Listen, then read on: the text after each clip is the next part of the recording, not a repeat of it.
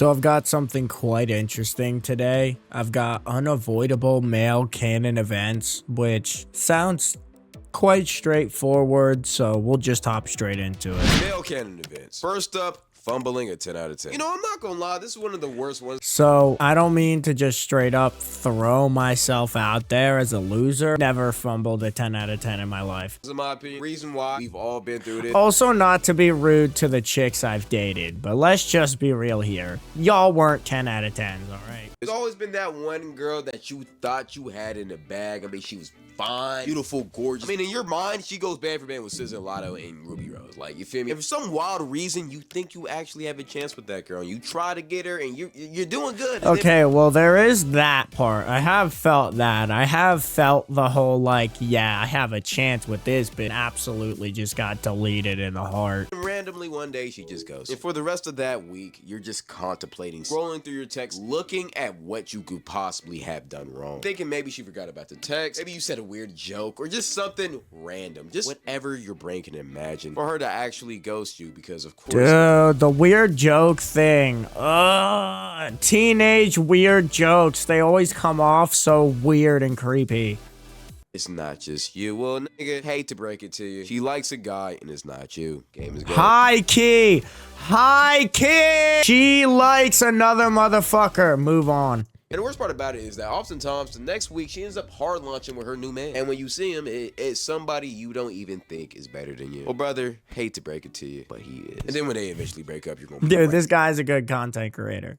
back on her feet, begging for her to take you back. But before that, you will go through the I hate that bitch phase. After every man Real. goes through a heartbreak, they always hate the girl for a little bit. It's inevitable, bro. Every single bad thing that you've noticed and garnered about her in the past couple of years, it just kind of comes flowing back into your brain in one rushing, angry moment until it eventually boils over and you realize you don't. See, but I feel like also this is just kind of like not really a personality thing, but a puberty thing. Like you're just so full of testosterone and rage that you just like the rejection just hits your ego, if that makes sense. Like that absolute puberty filled ego, I guess, if that makes sense. You're just sad that she's gone. But you still go through the phase though. Then you get sad and you're a little bit depressed and you're wondering why it didn't work out. Maybe you'll never find love again. Maybe something else won't happen. I don't know. You just stress. But usually you end up doing all of this stressing late at night, which leads you to the third male canon event, 3 a.m. motivational workout. High key. I used to do that shit all the time. I used to think that I was some sort of David Goggins or some shit. I used to like wake up and I'd be like, oh yeah, I'm gonna work out. I'm gonna get in shape. I'm gonna be a fucking bodybuilder. I do like 5 push-ups. Fucking die. I think for all of us, we've all been through. Whether it was a breakup or a heartbreak, or maybe you just realized you're a bum. You went through that phase where you thought at 3 a.m. in the morning, you was gonna change the world. You started doing push-ups, started watching David Goggins videos. And you're up all night feeling motivated and thinking that you're finna rule the world. You're finna be the most swole, chiseled, drizzled, gizzled, diggled, fadiddled, top tier man that you can be. And then you wake up after you pass out on the floor from doing all of them push-ups. Look at your surroundings, realize your room is still dirty. And then you realize there's a sad realization that in fact life is still slow, it has not moved, and you are in fact still cooked. You are a skinny little loser, or a fat one, depending on your build. I don't know. Eventually come to the realization that you'll never be that guy. But you know something else that can send you into this motivational arc? Canon event number 4, going bold. I promise you, every single person I swear to God, I don't think I have a lineage of going bald or anything. I haven't paid attention too much to it, but like if I go bald, I'm gonna have a panic attack. If I'm balding, I'm just gonna shave it all off because I'm not about to be balding. That is a shitty ass look. Either hair or no hair.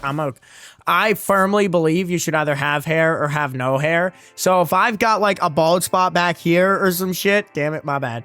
But if I got like a bald spot back on the back of my head or some shit, I'm just gonna shave it all off. I am not dealing with being a balding man. That's so embarrassing. Watching this video has gone through this phase, and most of the time it's because of your dad. Brother, I am gonna tell you right now, for the first 5 years of my life, I had to be completely butt naked Michael Jordan bald. Because when my dad was 28, he stopped growing hair, and ever since Okay, this is different though, because I've had a bald haircut. Like, I feel like everybody's had a bald haircut, right? Like, I don't know. When I was a kid, and maybe this is just because I was weird, but there was like this weird stage in my life where I was like, for like a year or two, where I just wanted to be bald, where I just wanted a buzz cut.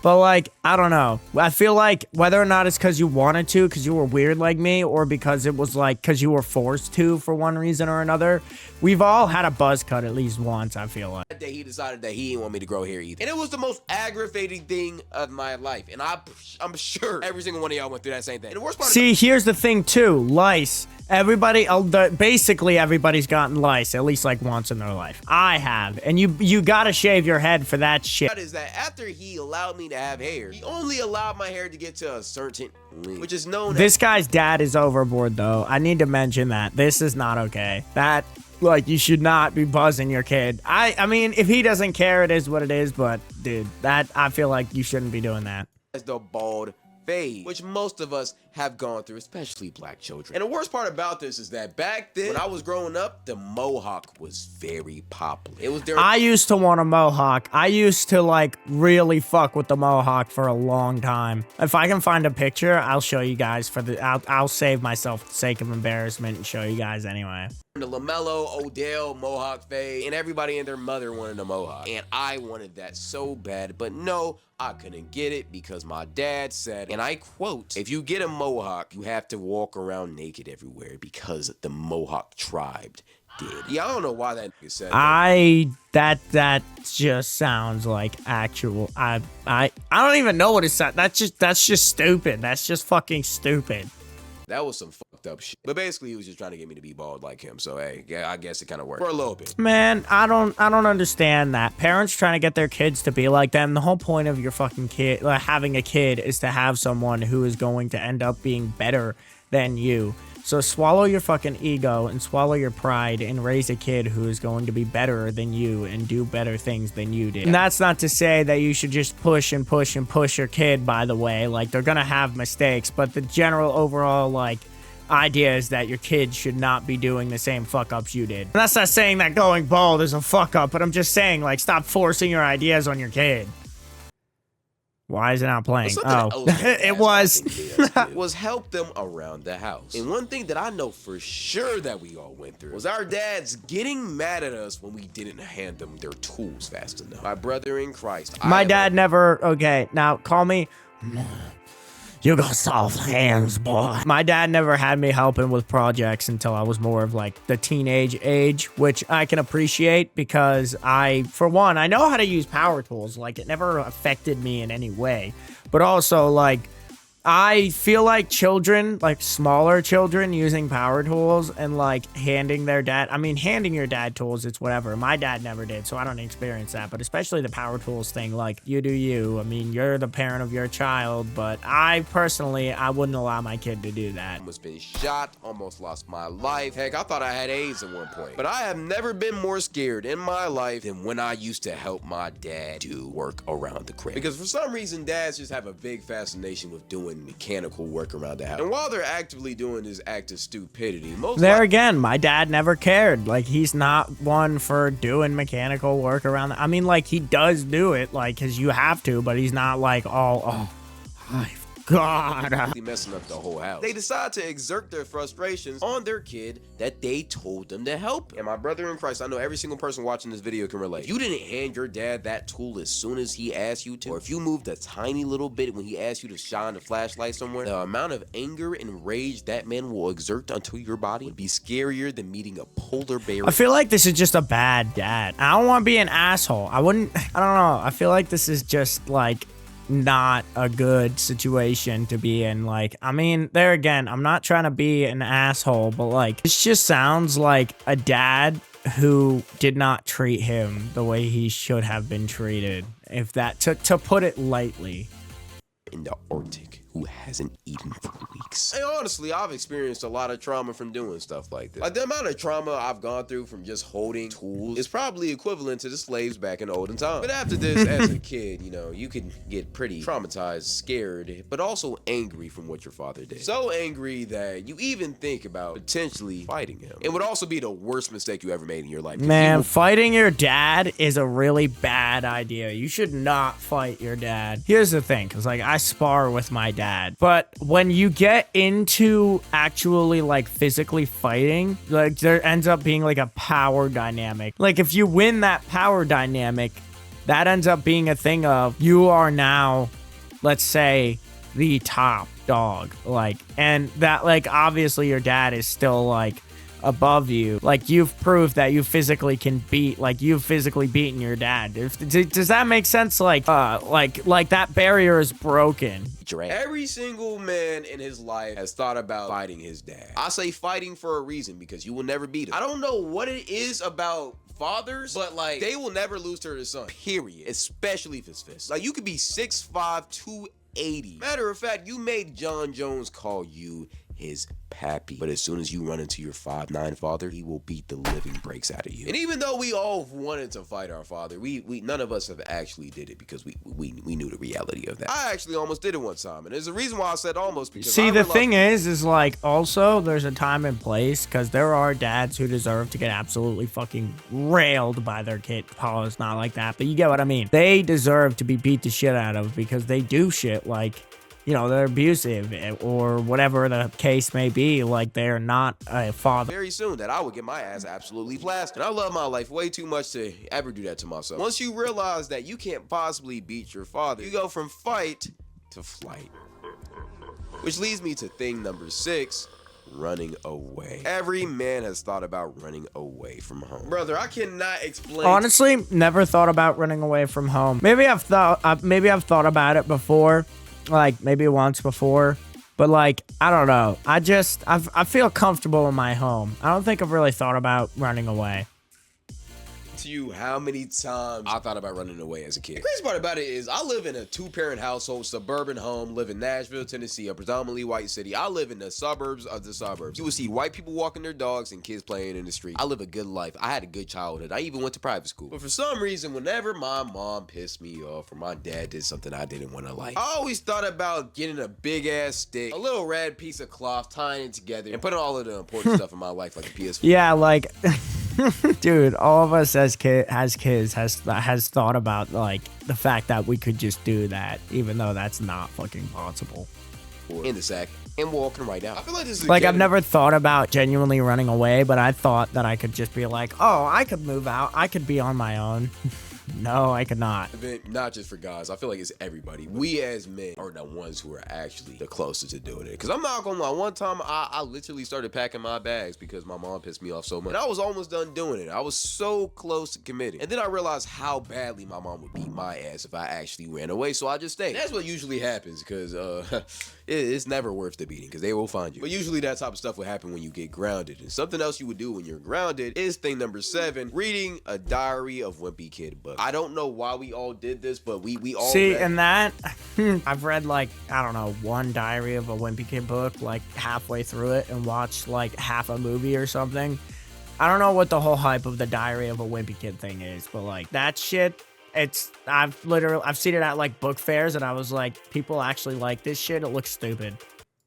That book in our floor whenever our parents took away our phones or our PS4s or whatever. Like it was just canon event to the fullest. And if you wasn't a guy, you was a girl, you would probably read the Dork Diaries. I feel like guys also read the Big Nate books, stuff like that. It's just that same type of category genre. And I would always get those books at the Scholastic Book Fair too, bruh. Cause like, nigga, whenever that boy Jeff Kinney cooked up a book, I ain't gonna lie, niggas was on day 6. I will say, overall though, book fair is unbeatable.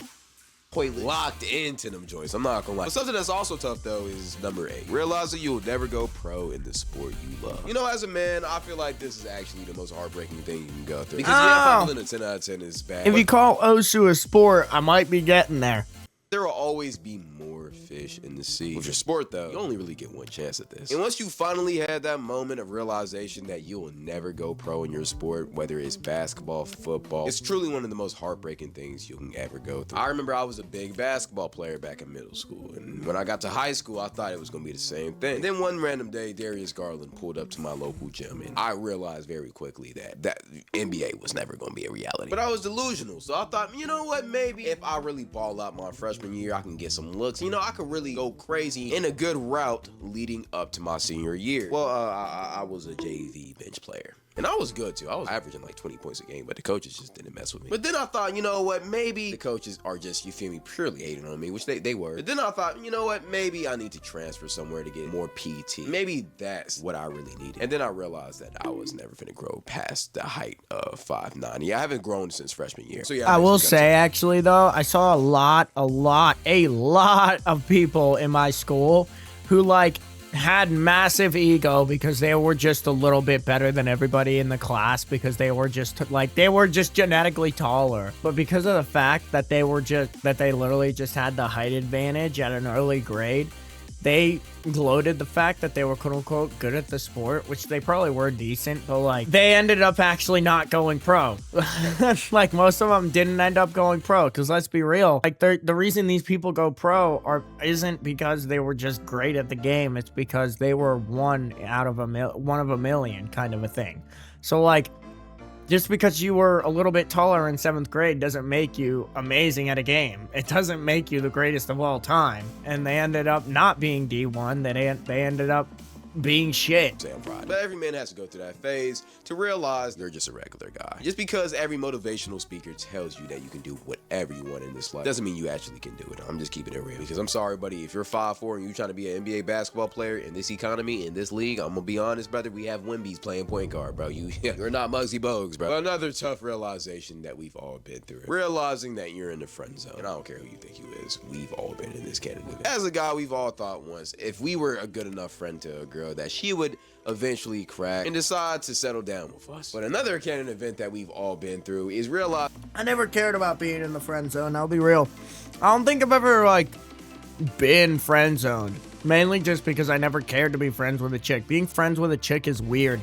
I don't know. Let me know how you guys feel. If you feel like being friends with a chick is just weird. It's hard to be friends with a chick because they generally just don't like the same things that dudes like. That's not how life works. As a matter of fact, she actually knows that you like her. Yeah, he doesn't care, and she'll still use you for free car rides, free money, free food, and free attention. That too. Usually, even if they do like the same things you like, it's generally just fake. It's fake so they can get shit from you. It's one of the toughest realities we have to learn as a man, but every man has to go through it. I remember I was 13 and there was this girl I liked and she broke her foot. So I offered literally carry her around the school because we were just good friends. She actually ended up getting pregnant by another guy at 13, but that's a different story. You know, another pain that is sickening.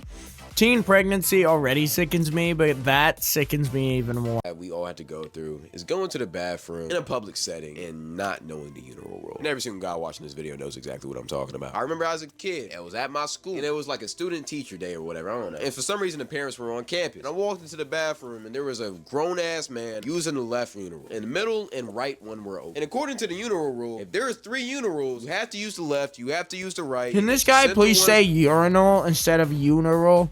So only not to like make fun or anything, but genuinely available, you wait your turn. I say that as I'm eating with food in my mouth. Unless they have blockers and binders where you don't gotta see another man's pee. But as a kid, I didn't know that, so I ended up using the middle one right beside him. And I remember to this day, the look that this man gave me was a look of absolute disgust. I'm not gonna lie. And as soon as he got done pissing, turned to me, patted me on the back, and said, "Son, heads up, whenever you use the bathroom, you never piss right beside another man." I've never seen that man ever again, but I thank that man for truly changing my life. But this is one of those rules that once you learn, I feel like that's just like an unspoken rule. When I was a kid, I just felt uncomfortable pissing next to another guy.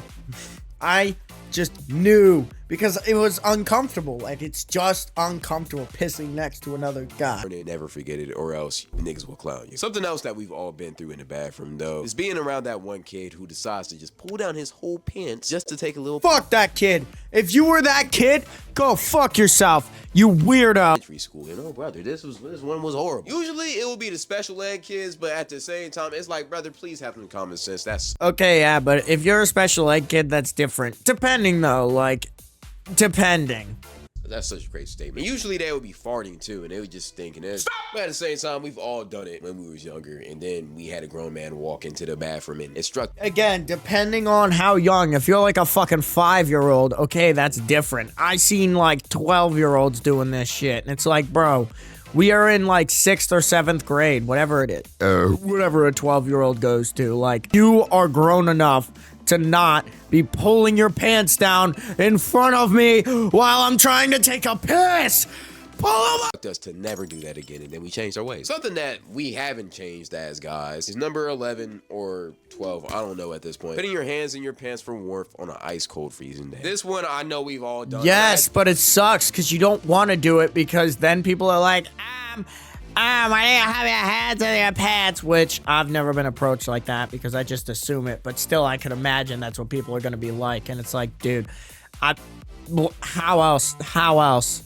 Actually doing it right now, I'm not gonna lie. And no matter if you want to be honest or deny it, we've all done it. Let's just keep it real. It's amazing. It's one of the most sensational feelings ever. You get to put your hand next to life. It's amazing. I don't know. It's just vibey. Here's the thing with this though. You gotta be very careful where you do this act, because doing it while nobody's around is cool, but if you're in a crowded room space and you just got your hands in your pants, like, brother, who raised you? That's where the creep allegations come in, and you don't want that. They don't understand, but at the same time, let be classy. Let's speaking of balls. The next canon event that we've all been through is chilling around the house playing GTA or Fortnite or something, and then all of a sudden, randomly, you just feel a sharp pain in your butt, clenching them. You start grabbing them. You start praying to God because you think that you'll never have kids again. You start wondering if you have cancer, or maybe you got an STD, or maybe if you gooned too much. I don't know what you did. And then after it goes away, you immediately get on your knees and pray to God, promising him you would never jerk off again if he heals your pain. And then 3 nights later, you end up jerking off again. But hey, game is game. But after you goon, you get a negative feeling. You feel shame. You promise to God you will never do it. Man, there's nothing like gooning and feeling bad.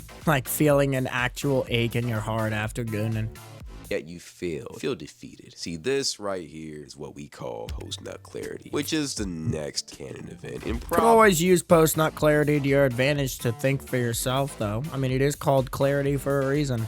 Probably the most popular one, because the only time that you won't feel this is after the first one you do. Back when you were most likely younger, which is sick, honestly. Yeah, it's like when you're really young, you're like, oh my God, I finally did the thing and it feels so good. And then when you're older, you're like, oh my God, this is an addiction and I can't break it. Sad that so many little kids are gooning, but it's whatever, I guess. And after that first goon, you felt alive. You felt like you just discovered the greatest thing on earth. Then after that second one, you really quickly realize that you just formed and started an addiction that you'll be very lucky to get out of. There's downhill, and you just keep on getting more downhill until you eventually stop and become a better human being, which a lot of y'all haven't done. Let's just keep it real. At the same time, though, you'll never escape post-nut clarity. Yeah, like how many of y'all have actually like stopped gooning? Like, be real in the well, don't tell me, but how many of y'all actually, why am I asking this question? Have you? I don't know.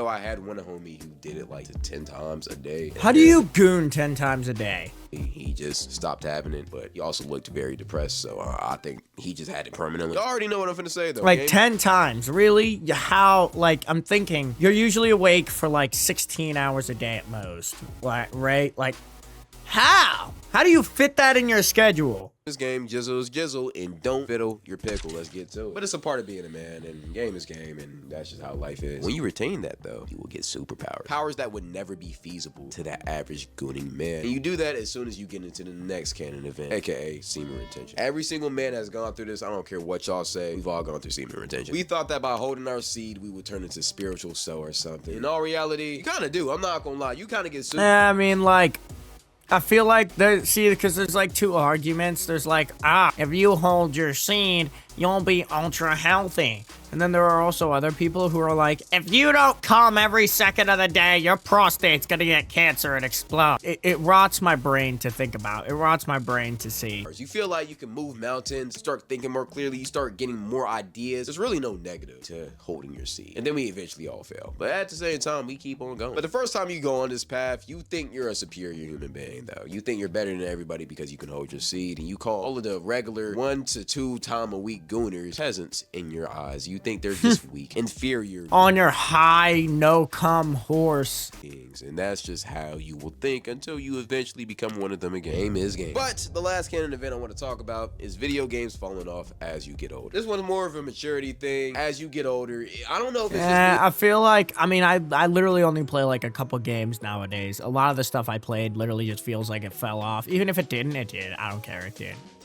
But like video games just aren't as fun anymore. Like the only games I play now is NCAA, and it's really just to cool down and just to beat my friends. I'm not gonna lie, I can't get immersed in a game nowadays like I did back when I was younger. Maybe it's because I got responsibilities, or maybe I think it's also just because, like, on top of the responsibilities, like, I also feel like a part of it too is the kid's imagination can make it feel like the game is more like colorful, more bright, and the game is harder because you're a kid and you're not as coordinated, so things are just more over, like, I don't know, like the game is just a more fun experience than it is now as an adult, that things are more dull and you're more skilled and everything. maybe it's just because games fell off. I don't know what it is, but it's kind of sad. Hopefully GTA 6 games definitely did fall off too. That back out of me, but so then we will see. But I feel like every man kind of goes through this, and if you didn't, shouts out to you. But hey, go ahead and tell me anything I missed. If you like this video, go tap into my streams. They're very entertaining. So I'll be doing yaps, vlogs, challenges. It's crazy. It's fire. It's blowing up right now. Also post Cloudy here. Go tap into my Discord. Yeah, so that's the end of the video then, I guess. So if you guys did enjoy this video then as well, you should probably subscribe, like, turn on the notification bell, and leave a comment below. I should mention I also have a Twitch and a Discord. I don't ever shout that out, but I also have that. That's all I have for you guys. Peace out.